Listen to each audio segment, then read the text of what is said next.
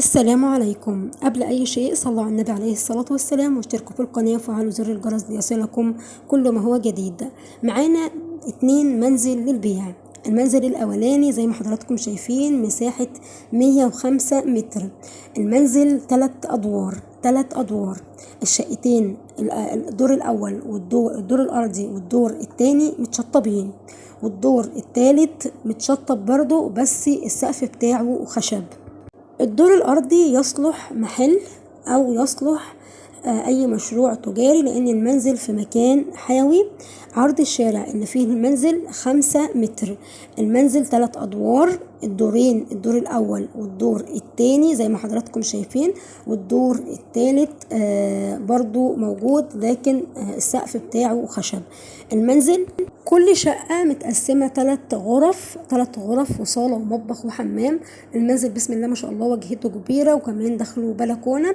المنزل دخله 3 عدادات كهرباء واتنين عداد غاز وعداد واحد مية. مساحة المنزل كله 105 متر. سعر المنزل 420,000، سعره 420,000. المنزل التاني نفس المساحة برضو 105 متر، دور واحد متأسس قواعد وعمدان وسملات تشيل أكتر من كذا دور.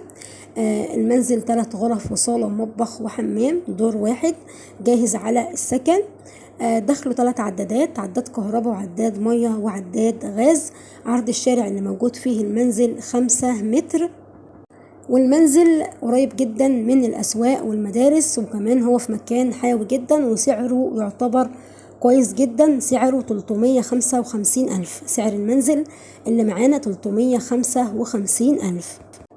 المنزل الأول والمنزل الثاني موجودين في قرية الشرفة، وقرية الشرفة بعد حلوان بنص ساعة. حضرتك بتنزل محطة حلوان وبتركب عربية قرية الشرفة، بينك وبين حلوان نص ساعة بالظبط. حضرتك قريب من كمين 15 مايو، قريب من مايو. وكمان قرية الشرفة هي المحطة اللي بعد التبين على طول. القرية ليها طريقين، طريق من ناحية الاستراد من ناحية 15 مايو، والطريق التاني من ناحية كورنيش النيل.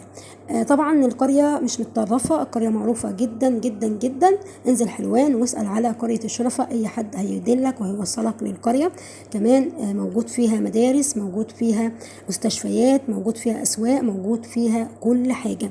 القرية قريبة جدا ل 15 مايو، وكمان بينك وبين حلوان. الرقم اللي موجود داخل الفيديو رقم سمسار، رقم الأستاذ محمد عكاشة. طبعا حضرتك لو حابب تتفرج على المنزل هو مش بياخد منك أي فلوس خالص. ونرجو من حضراتكم الاشتراك في القناة وتفعيل زر الجرس ليصلكم كل ما هو جديد. والسلام عليكم ورحمة الله وبركاته.